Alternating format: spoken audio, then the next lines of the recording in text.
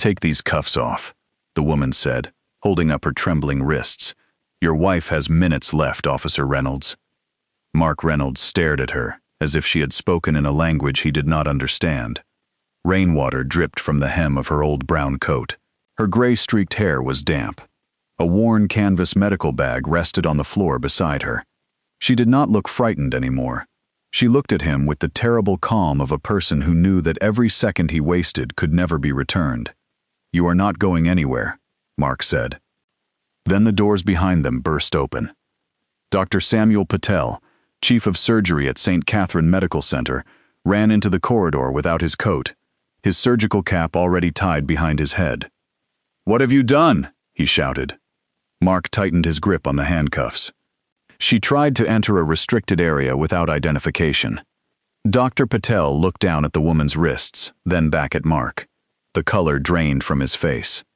"That is Dr. Angela Carter," he said. "She is the only surgeon in this hospital who has performed the operation your wife needs." For one long moment, the entire corridor became silent. Even the rain seemed to stop against the windows. Mark's lips parted, but no words came. Angela raised her cuffed hands once more. "Unlock them," she said. "Emily does not have time for your disbelief." 7 minutes earlier, Mark Reynolds had believed he was protecting the hospital. It was a belief he had carried for most of his life. Protect the door, control the room, question the person who did not belong, trust his instincts, act before hesitation created danger. He had never stopped to wonder how often instinct was simply another name for an old prejudice moving faster than thought. That Tuesday evening had begun like 100 other rainy evenings in Richmond, Virginia. Traffic crawled beneath a sky the color of iron. Water filled the gutters along Broad Street. Wind shook the last leaves from the trees and pressed them against the pavement. Officer Mark Reynolds had been nearing the end of a 12-hour shift when dispatch sent him to St. Catherine Medical Center. A frightened family had caused a disturbance in the emergency department after learning they could not enter a treatment room. No one had been injured. Hospital security had already calmed the situation, but they requested a police presence until the family left. Mark arrived, tired, hungry, and impatient. He was 41 years old, with close-cut brown hair, tired blue eyes, and the square shoulders of a man who had worn a uniform for nearly 17 years. He believed he was fair. He would have said so without hesitation. In his own mind, Mark did not judge people by their skin. He judged behavior, clothing, neighborhoods, posture, eye contact, the condition of a vehicle, the speed of a person's hands, and whether their story sounded right to him. He had never considered that these judgments often led him to the same conclusions about the same kinds of people. His wife, Emily, worked at St. Catherine as a senior emergency nurse. They had been married for 11 years. That morning, she had left home before sunrise, wearing blue scrubs beneath a wool coat and carrying a thermos of coffee Mark had made for her. Before she stepped out the door, she placed his hand against her stomach. Their daughter moved beneath his palm. After 2 miscarriages and years of quiet disappointment, Emily was 31 weeks pregnant. They had already chosen the name Grace. Mark had smiled when he felt the baby kick. "Strong girl," he said. "Stubborn girl," Emily corrected. "Gets that from you." Emily kissed him and walked into the cold morning. By evening, Mark had received no message telling him that she had collapsed near the nurses' station less than 20 minutes before he entered the hospital. Her co-workers had found her gripping the counter, struggling to breathe. She complained of a sudden tearing pain in her chest and back. Within moments, her blood pressure dropped. A scan revealed the unthinkable. Emily had an acute aortic dissection, a rare and catastrophic tear in the body's largest artery. The tear was dangerously close to her heart. Blood was forcing its way between the layers of the artery wall, threatening to stop circulation to her organs. Without immediate surgery, she would not survive. Her unborn child might not survive either.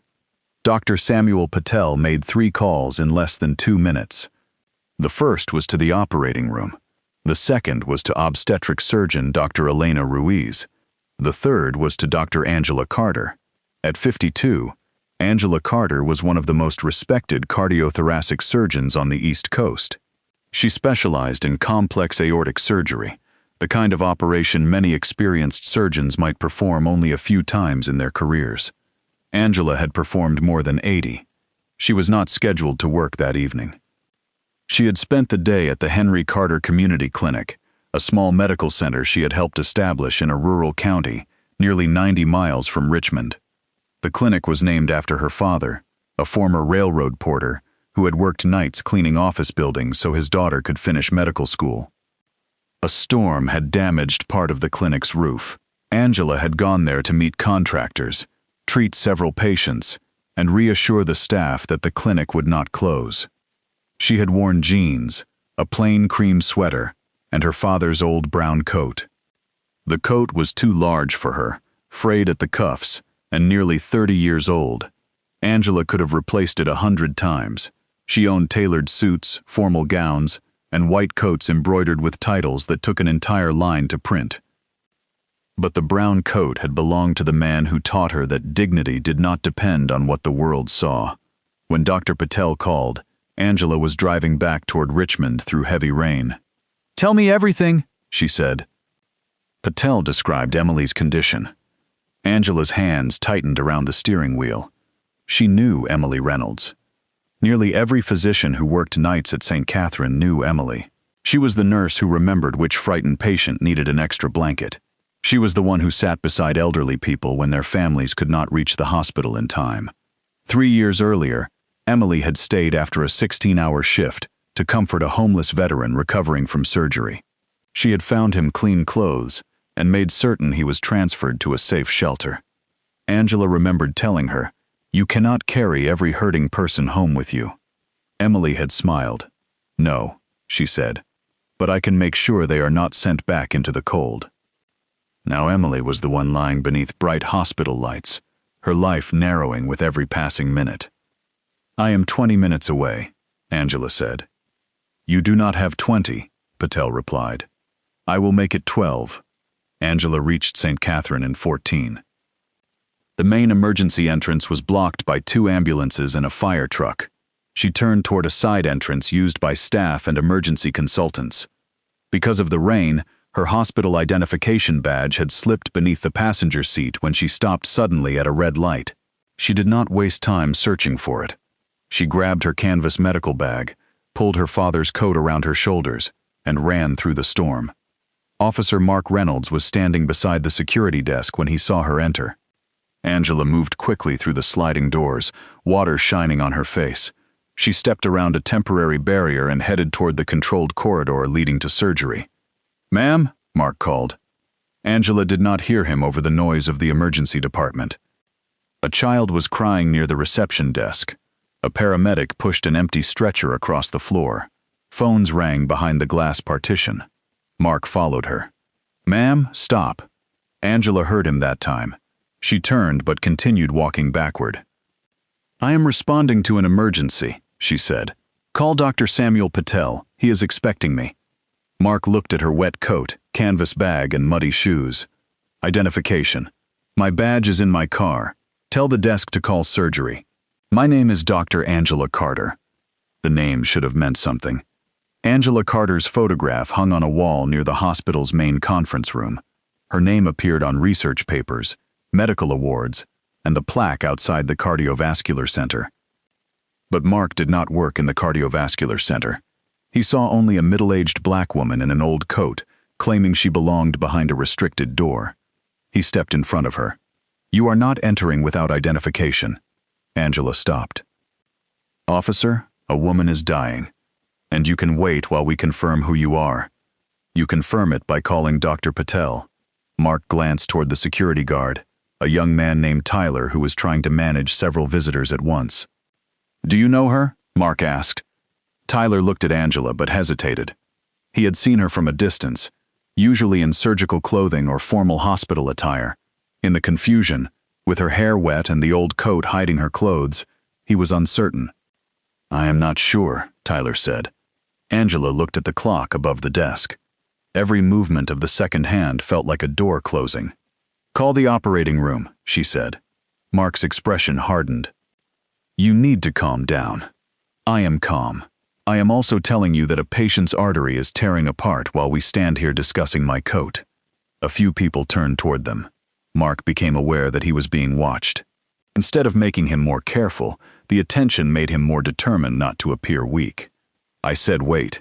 Angela reached toward the intercom phone on the security desk. Mark caught her wrist. The corridor seemed to contract around them. Angela slowly looked down at his hand. "Release me. You were told not to move. I was reaching for a telephone. You were reaching across a security desk to call the surgeon who summoned me." Mark turned her slightly away from him. "Put your hands behind your back." Tyler stared at him. "Officer, maybe we should just call upstairs." "I have this," Mark said. Angela did not move her hands. Her voice dropped until only Mark could clearly hear it. "Do not turn a misunderstanding into something that cannot be undone." Mark believed she was challenging him. "Hands behind your back. Call Dr. Patel. Now." Angela looked through the glass doors leading to the elevators. Somewhere above them, Emily Reynolds was being prepared for an operation that could not begin without her. Angela made a decision.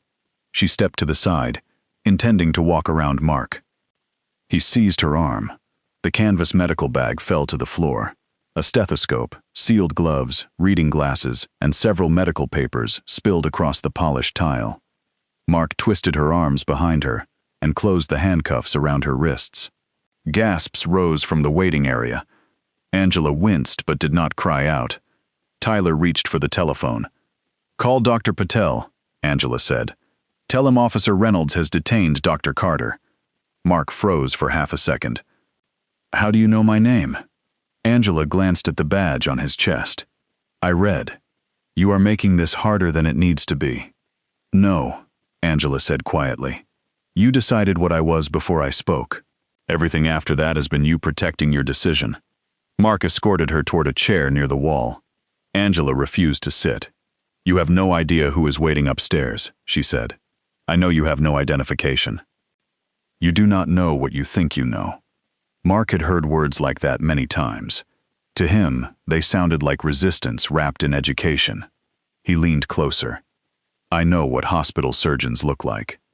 Angela studied his face.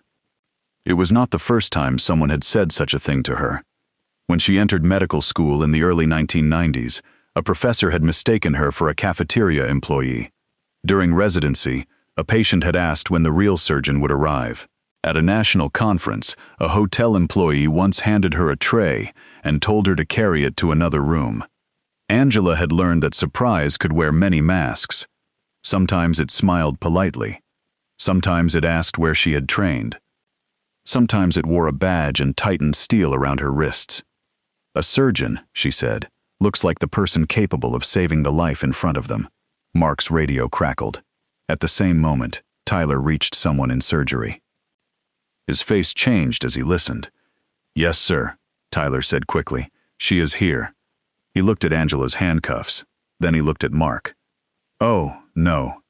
The double doors opened, and Dr. Patel ran into the corridor. "What have you done?" he shouted. Mark straightened. She entered without identification and refused instructions. Patel rushed to Angela. "Are you injured?" "My wrists are bruised." "Emily is worse." Mark heard his wife's name. The air left his lungs. "Emily?" Patel turned toward him. "You are Mark Reynolds?" Mark nodded once. "Emily Reynolds is your wife?" "What happened to her?" Patel's anger shifted into grim urgency. "She collapsed during her shift. She has an acute type A aortic dissection. We have been trying to reach you." Mark's face became pale. "No, she was fine this morning." "She is not fine now." Mark looked at Angela. Patel pointed at her. "Dr. Carter was called because she has the experience to perform the repair. You have delayed the person we need." Mark's hands began to shake. He fumbled for the handcuff key. The key slipped from his fingers and struck the floor. Tyler picked it up. Angela stood perfectly still as Tyler unlocked the cuffs. Red marks circled both wrists. Mark looked at them, then at her face. "I did not know," he whispered. Angela bent down, gathered her reading glasses, and placed them inside her bag. "That is the problem," she said. You did not know, but you acted as though you did. Mark opened his mouth to apologize. Angela turned to Patel. Latest pressure? Falling. Signs of reduced blood flow to the right coronary artery. The baby? Fetal heart rate is unstable. Elena is ready. Angela removed her wet coat and handed it to Tyler. Beneath it, she wore an ordinary cream sweater, with rain darkening one shoulder. She looked at Mark once more. Your wife needs 2 teams, she said. One to deliver your daughter and one to repair Emily's aorta. Mark gripped the edge of the security desk. Will they live? Angela did not offer false comfort. She had spent too many years in medicine to mistake comforting words for kindness. They are both in great danger. Please. I will do everything medicine allows me to do. Mark's eyes filled. Angela continued. But I need information. Does Emily have any medication allergies? No. Any previous heart condition? None that we knew about. Family history of aortic disease. Her father died suddenly at 53. They said it was a heart attack. Angela exchanged a glance with Patel.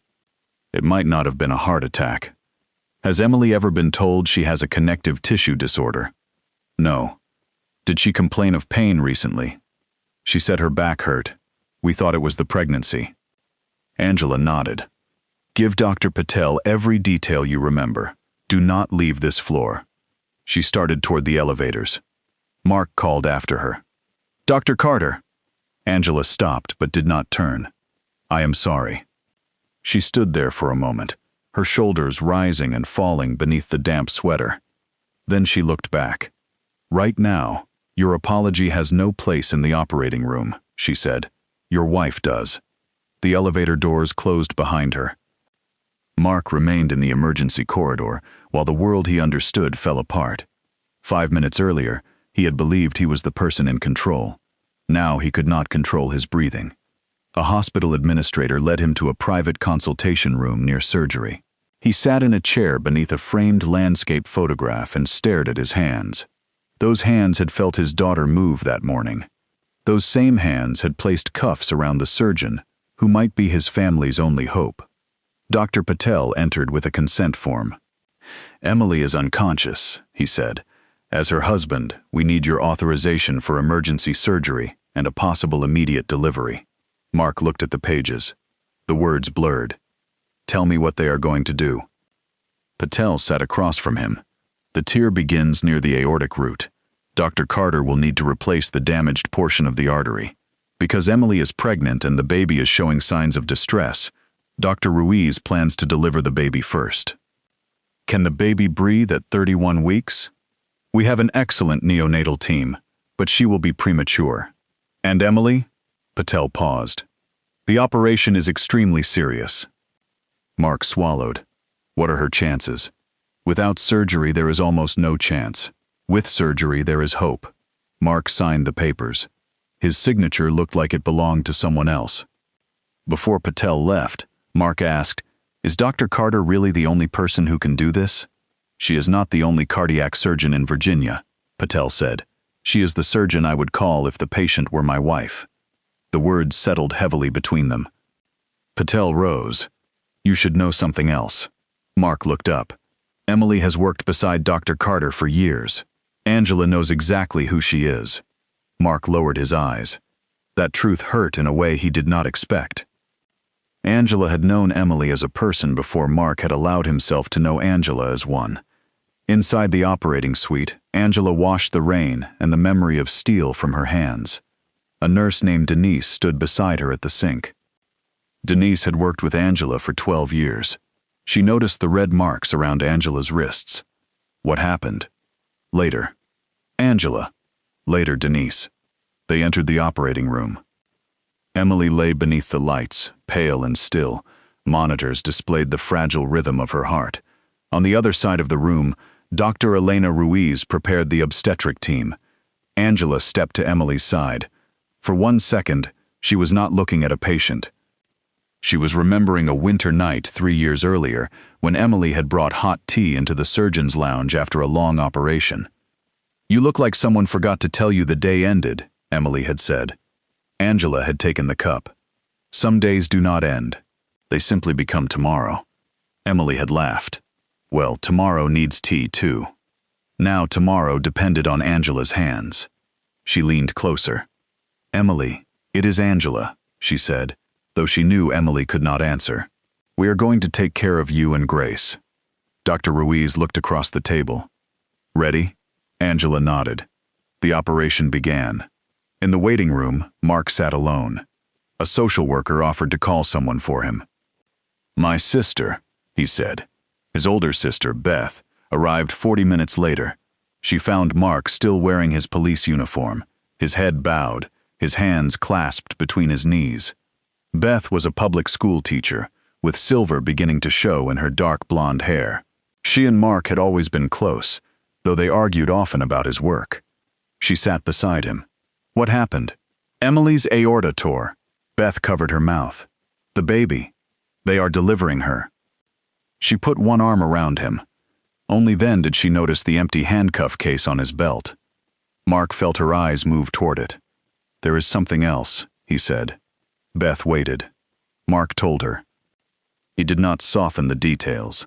He told her about Angela's coat, the missing badge, the warning, the spilled medical bag, and the handcuffs. He repeated the words he wished he could pull back from the air. I know what hospital surgeons look like.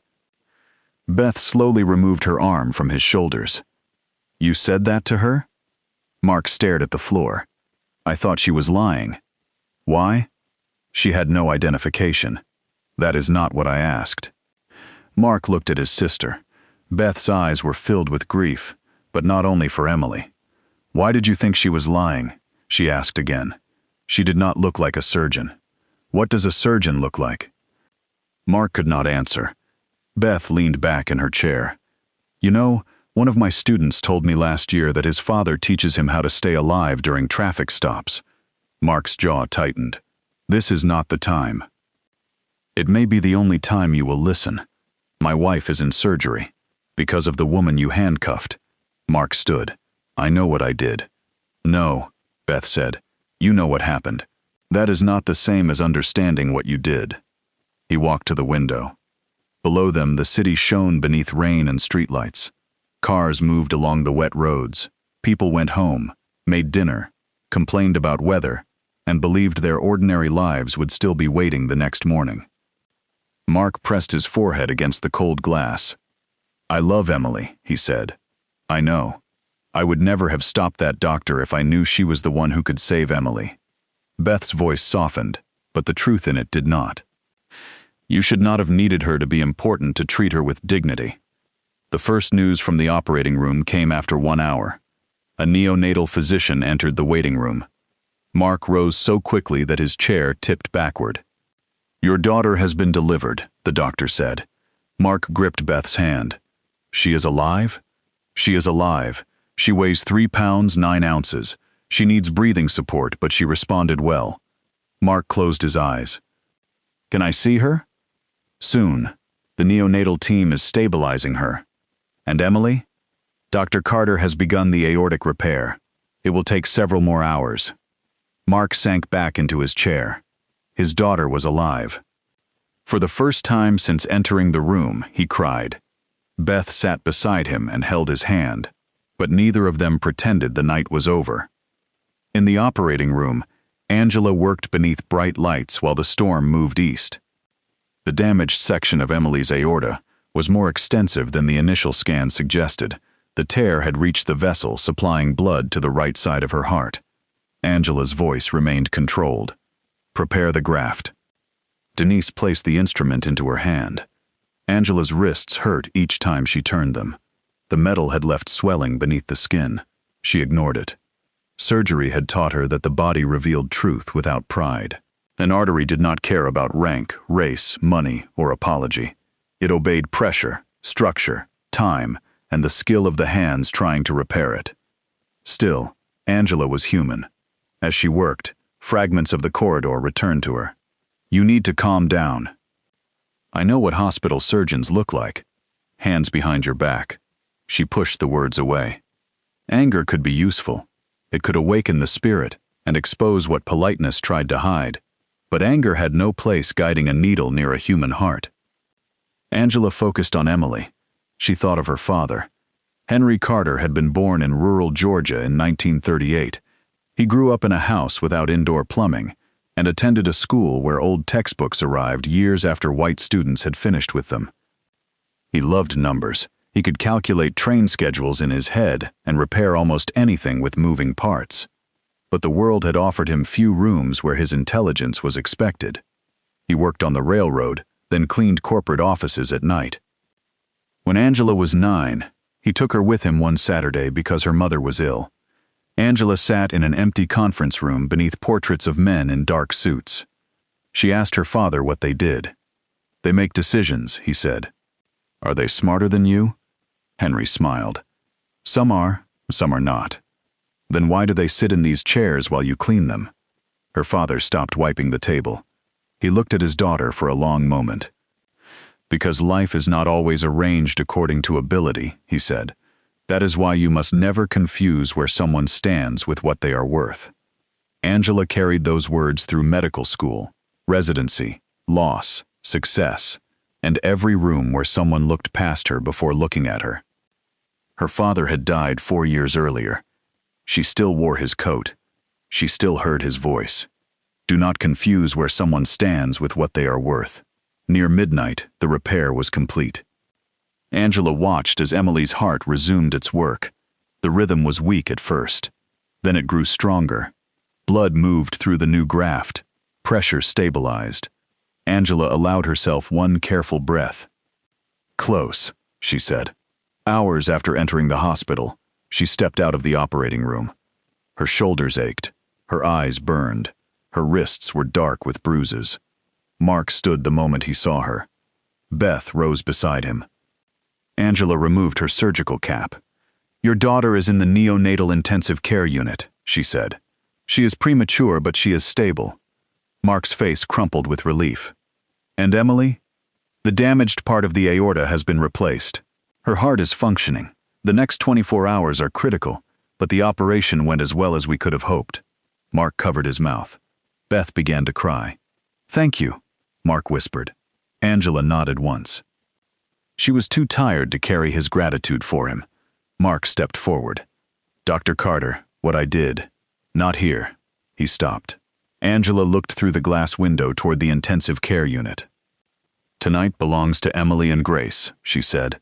"Your reckoning can wait until they are safe enough to witness what kind of man you choose to become." Mark lowered his head. "Yes, ma'am." Angela walked away.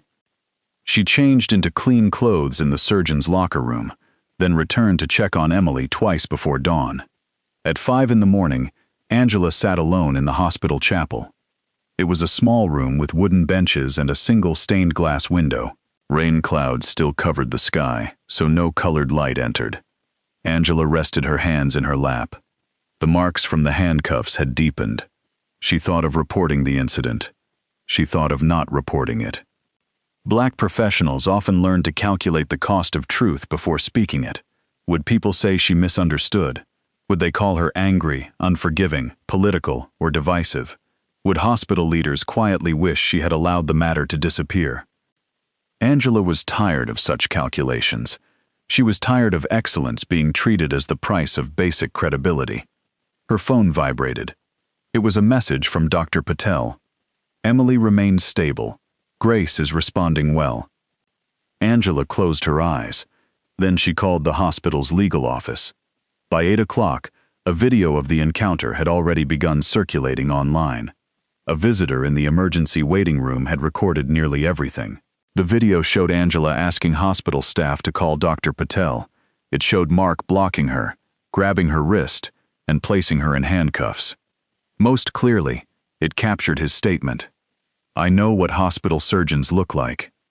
The video spread from a local community page to a Richmond news station. By noon, national outlets had requested comment. St. Catherine Medical Center released a brief statement confirming that an incident involving a hospital physician and a law enforcement officer was under review. The Richmond Police Department placed Mark Reynolds on administrative leave. Mark learned of the suspension while sitting beside Grace's incubator. His daughter looked impossibly small beneath the clear plastic cover. A knitted yellow cap rested on her head. Tubes helped her breathe. Mark placed one finger through the opening, and Grace's hand curled weakly around it. Emily remained sedated in intensive care. For 2 days, Mark moved between his wife and daughter, while reporters gathered outside the hospital. His face appeared on television screens in waiting rooms throughout the building. Some people called him cruel, others defended him. A police association representative said officers often made difficult decisions with incomplete information. Mark watched the coverage without sound. Incomplete information. The phrase offered him comfort for several seconds.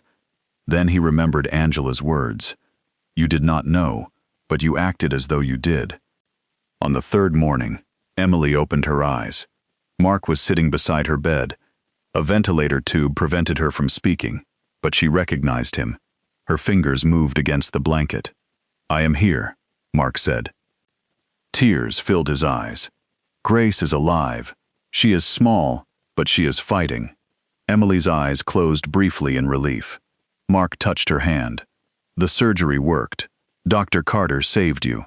Emily's eyes opened again. Mark saw recognition. She knew Angela. A nurse removed the breathing tube later that afternoon. Emily's voice was barely a whisper. Grace? Stable. Angela?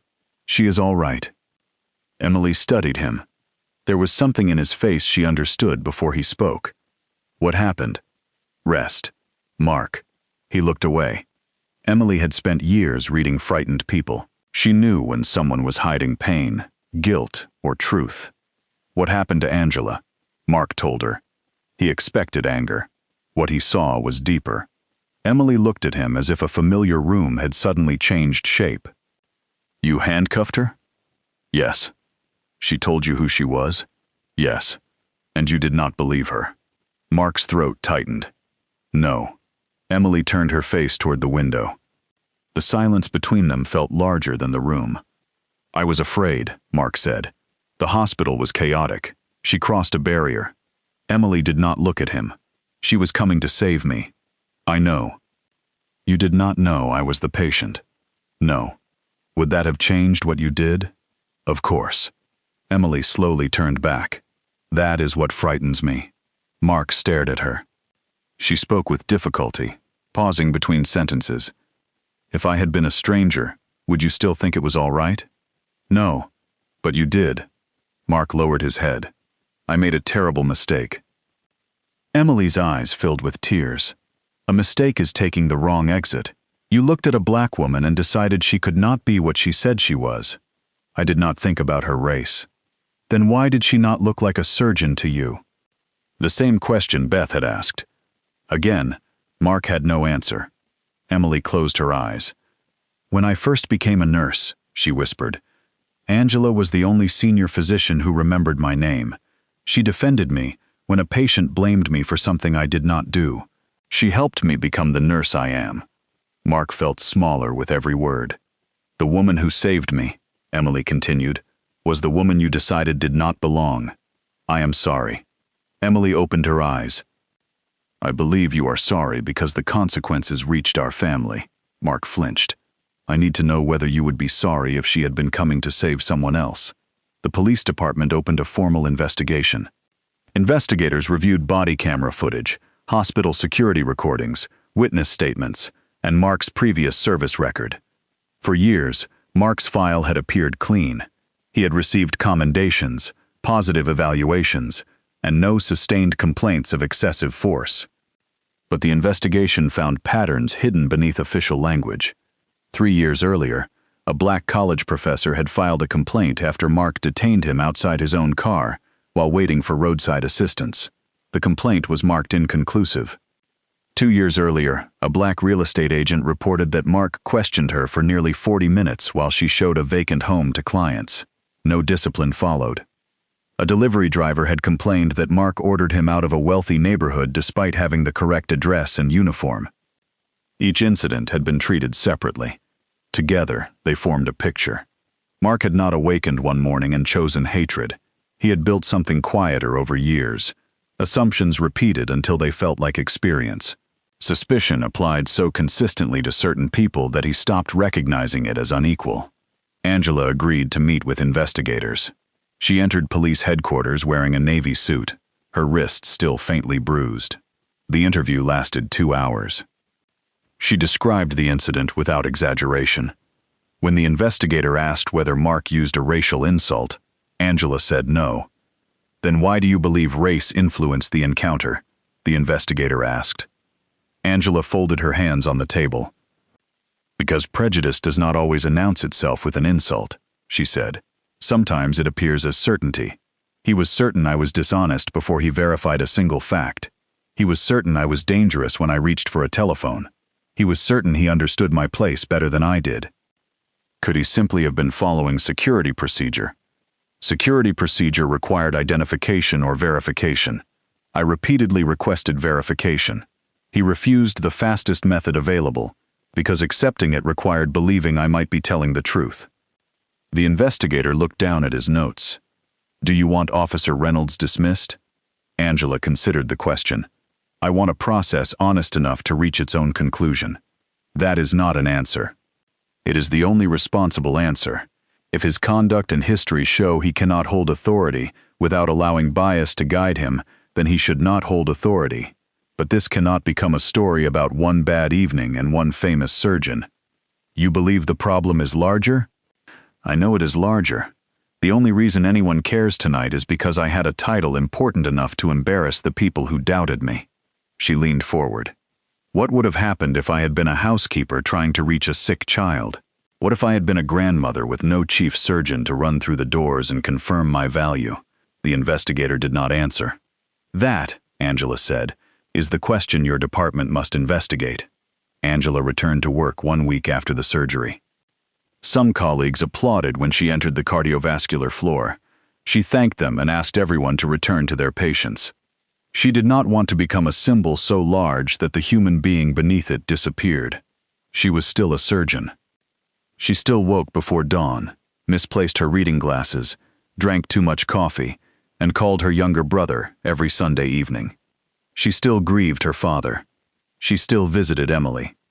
Emily's recovery was slow but steady.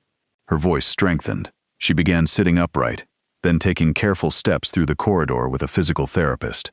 Grace remained in the neonatal unit. Angela often stopped beside the incubator before leaving the hospital. One evening, she found Emily sitting in a wheelchair beside her daughter. Mark was not there. "May I come in?" Angela asked. Emily looked up. "You never have to ask." Angela pulled a chair beside her. For several minutes, they watched Grace sleep. "She has Mark's chin," Emily said. Angela smiled. "I will not hold that against her." Emily laughed, then pressed a hand against her chest. "Do not make me laugh yet. I will save the jokes until your next scan." Emily's expression became serious. "I do not know how to thank you. You cared for hundreds of my patients before I ever cared for you. That is not the same." "No," Angela said. "It is how a community works. We spend years placing small pieces of kindness into lives without knowing when someone we love may need one returned." Emily looked through the incubator wall. "Mark is staying with his sister." Angela said nothing. "I asked him to leave our house for a while," Emily continued. "I need space to understand what happened. You do not owe me an explanation. I know, but I need you to know I am not excusing him." Angela watched Grace's tiny chest rise and fall. "Accountability is not the opposite of love," she said. "Sometimes it is the most difficult form of love." Emily wiped her eyes. "He keeps saying he is not racist." Many people believe prejudice must be a permanent identity before it can influence an action. What should he say? Angela thought for a moment. He should stop asking whether he is a bad person and start asking why he did a harmful thing. The first question protects his image. The second might change his behavior. Emily nodded slowly. "Do you think people can change?" "Yes." "Do you think he can?" Angela looked at her. "I think change begins when a person is more interested in truth than forgiveness." Mark spent his suspension at Beth's apartment. For the first week, he avoided the news and ignored most calls. The police union offered an attorney. Friends from the department sent messages saying anyone could have made the same decision. One wrote, "You were doing your job." Mark wanted to believe it, but each time he closed his eyes, He saw Angela's medical bag striking the floor.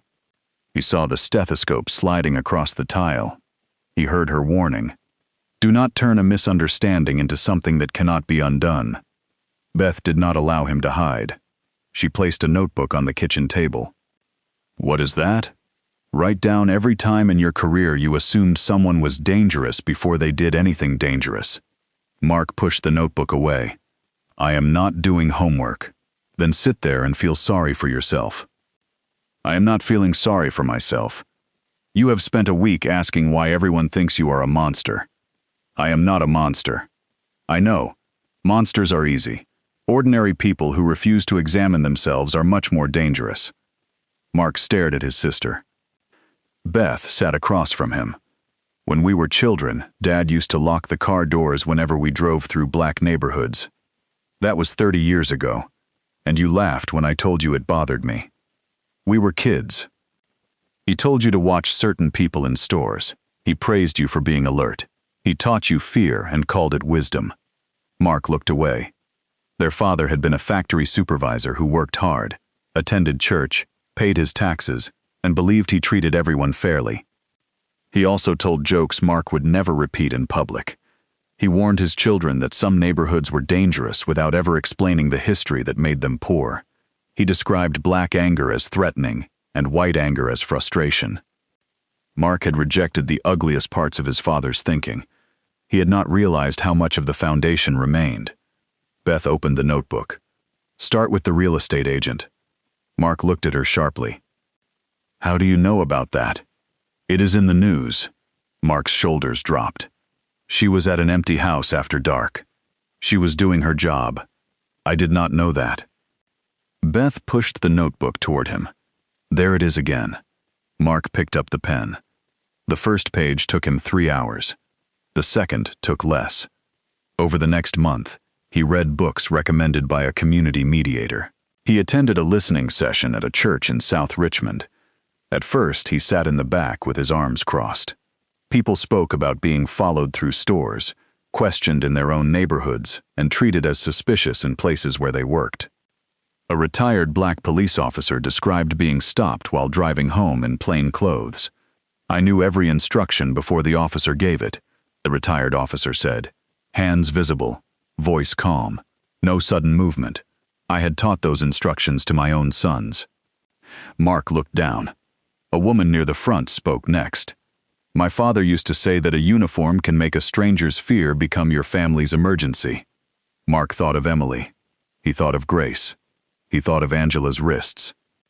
For the first time, he understood that the hospital encounter had not become serious because Angela was famous or because Emily was his wife. It had been serious at the moment he decided authority gave him permission to replace evidence with assumption. 2 months after the incident, the department completed its investigation. The findings stated that Mark Reynolds had violated policies governing detention, de-escalation, verification, and professional conduct. The report also concluded that bias had influenced his assessment of Angela Carter. Mark was dismissed from the Richmond Police Department. He received the decision in a small conference room where he had once attended promotion interviews. His union representative advised him to appeal. Mark looked through the document. 6 months earlier, he would have fought every sentence. Now he signed the acknowledgement. I am not appealing. The representative stared at him. You have 17 years in this department. I know. You could lose your pension benefits. I know. Then why would you accept this? Mark closed the folder. Because if I keep arguing that I had no choice, then I will never become someone who makes a different choice. The news of his dismissal reached Angela through a reporter. She declined to celebrate. I did not ask for humiliation, she said in a brief statement. I asked for accountability. Officer Reynolds' future should be determined not only by what he lost, but by what he learns and what harm he prevents from being repeated. Some people criticized her for being too gentle.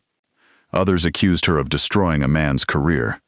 Angela understood that public judgment preferred simple endings. A villain punished, a hero vindicated, applause fade to black. Real life was rarely so clean. Emily left the hospital after 7 weeks. Nurses lined the corridor as she was wheeled toward the exit. Angela stood near the elevators. Grace remained in the neonatal unit for another 12 days, but doctors expected her to go home soon. When Emily reached Angela, she held out her hand. Angela took it carefully. "You are going home," Angela said. "Because of you. Because many people carried you." Emily looked toward Mark, who stood several feet away beside Beth. He had lost weight. Without his uniform, he seemed less imposing and more uncertain. "Would you speak to him?" Emily asked. Angela's expression did not change. "Does he want forgiveness?" "No. I think he finally understands he is not entitled to ask for it." Angela studied Mark. "All right." They met in the hospital garden. Winter had arrived. Bare branches stretched above stone paths, and a thin layer of frost covered the flower beds. Mark stood when Angela approached. "Dr. Carter, Mr. Reynolds." The loss of his title seemed to strike him, but he accepted it. "Thank you for meeting me." Angela sat on a bench. Mark remained standing until she gestured toward the other end. He sat, leaving several feet between them.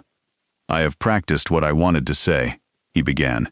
"Every version sounded like I was trying to explain myself. Explanations are not always excuses. Mine were." Angela waited. Mark clasped his hands. "I told myself I was tired. The hospital was chaotic. You did not have identification. I had been trained to control restricted areas. All of those things were true." He looked at her. "But none of them explain why I refused to verify your name. No, I did not believe you because you did not match the picture in my head." Angela watched a sparrow land near the path. "What picture was that?" "A surgeon in a white coat. Someone who looked wealthy. Someone hospital staff recognized immediately." "Someone white?" Mark swallowed. "Yes." The word hung in the cold air. "I never said that to myself," he continued, "but it was there. I see that now." Angela turned toward him.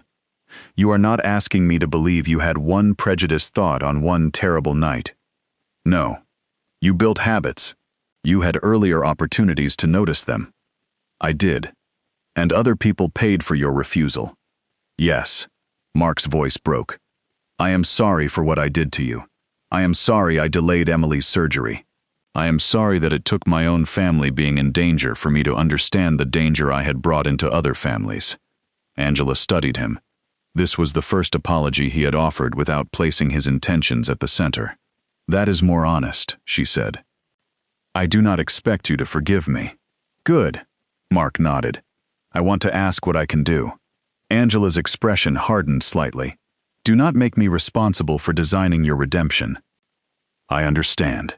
You need to listen to the people who have already spent years explaining this. You need to tell the truth when other officers call what happened a simple mistake. You need to stop protecting your comfort." "I will. Do not promise me." Mark looked at her. "Show the people who never receive a public apology." They sat in silence.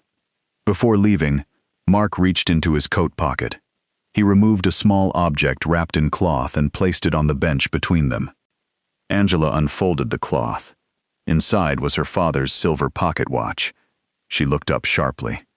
"It fell from your coat when I detained you," Mark said. "Hospital security found it under the desk. I had it repaired. The glass was cracked." Angela held the watch in her palm. The second hand moved steadily. On the back, her father's initials were engraved beside the words he had given her when she graduated from medical school. "Know the worth beneath the surface." Angela ran her thumb over the engraving. "I should have returned it sooner," Mark said. "Yes." He stood. "Goodbye, Dr. Carter." Angela closed her fingers around the watch. "Goodbye, Mr. Reynolds." Grace came home on a clear January morning. Emily carried her through the front door in a small car seat covered with a yellow blanket. Mark walked behind them with bags of medical supplies. He was living in the family home again, but nothing had returned to normal. Emily did not want the old normal. They attended counseling. They spoke about things they had once considered too uncomfortable for marriage. Mark listened when Emily described moments at the hospital when black patients were treated differently. He no longer responded by explaining what the staff might have intended. He learned to hear impact without hiding behind intention.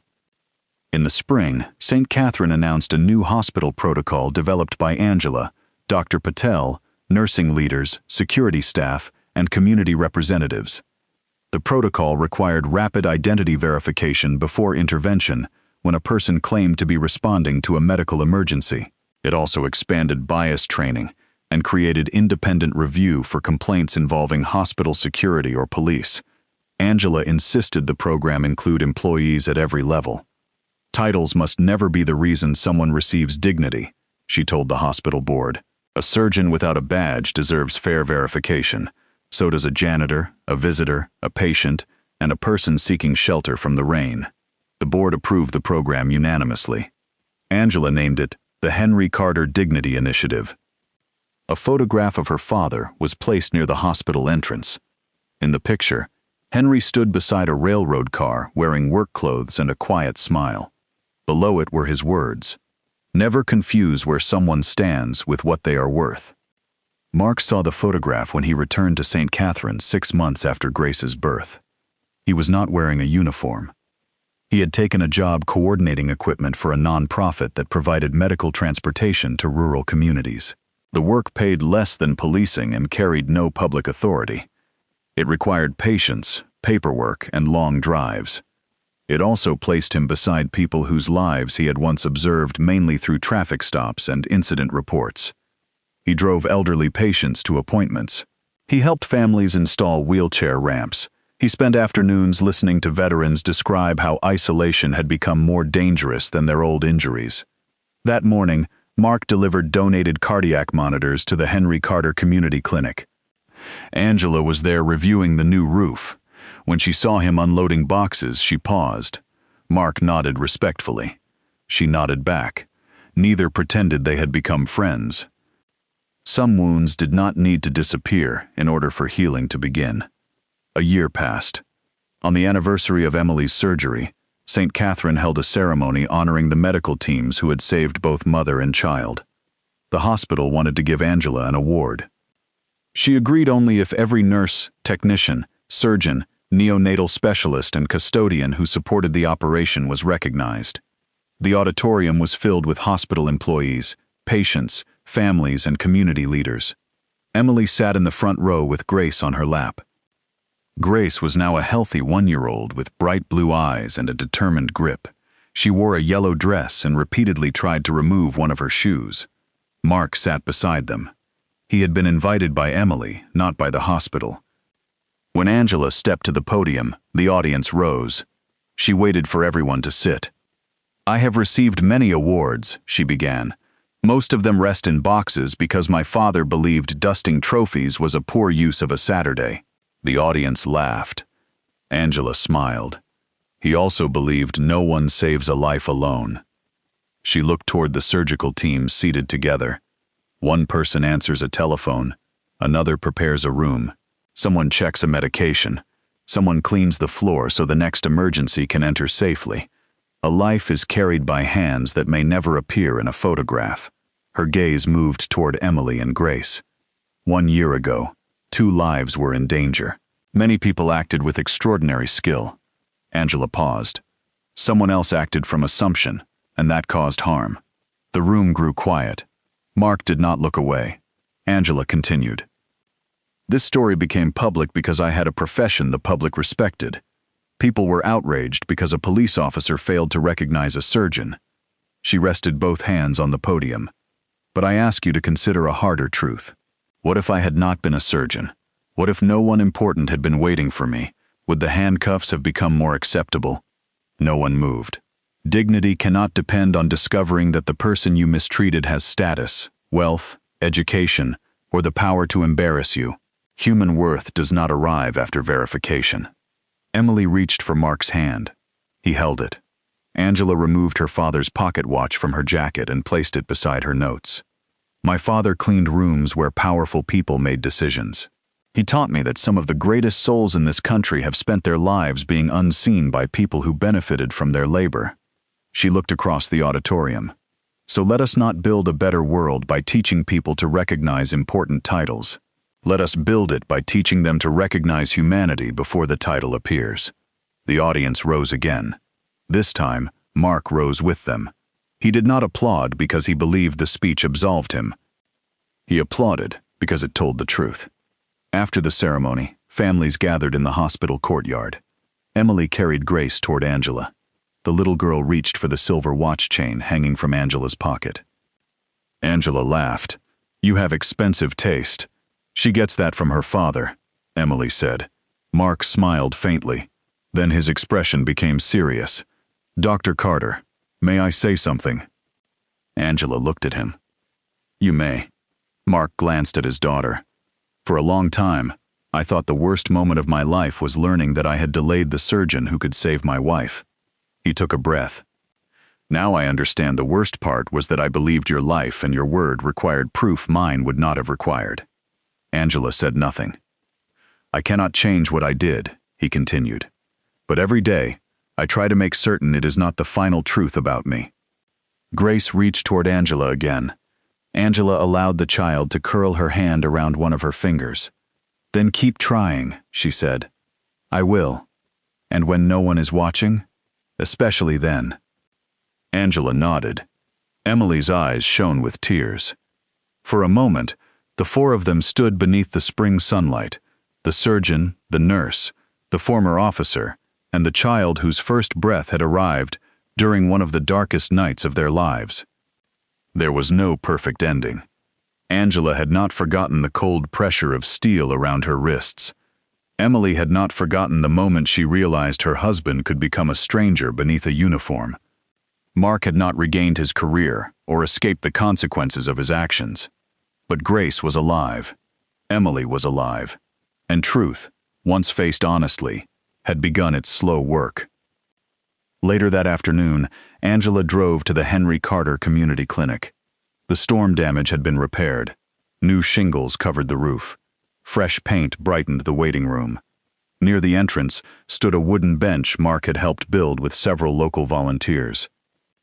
A small metal plate had been attached to the back. It carried no name, only a sentence. "Everyone who enters deserves to be seen." Angela sat on the bench as evening settled over the fields. She removed her father's pocket watch and listened to its steady ticking. Time, she had learned, was both merciless and generous. It took without asking. It also offered another moment, then another, in which a person could choose differently. Her father had spent much of his life entering buildings through service doors, yet his wisdom now greeted every physician, patient, and visitor who walked into St. Catherine Medical Center. Angela imagined him standing beside her in his work coat. She could almost hear his voice. "Did you save them?" "Yes, Daddy," she whispered. "All of them?" Angela looked toward the clinic windows, where nurses moved beneath warm lights. She thought of Emily and Grace. She thought of Mark, not as the man he claimed to be, but as the man his future actions might still prove him capable of becoming. "I am still trying," she said. The watch continued ticking in her palm. Somewhere in Richmond, Grace Reynolds laughed in her mother's arms. Somewhere else, a former police officer paused before making an assumption and chose to ask a question instead. And at a small clinic named for a man the world had too often overlooked, Dr. Angela Carter sat beneath the fading sky, knowing that greatness had never depended on being recognized at the door. It depended on what a person did after entering. It depended on whose life they chose to protect. And sometimes, it depended on whether they were brave enough to see the human being standing directly in front of them before time ran out.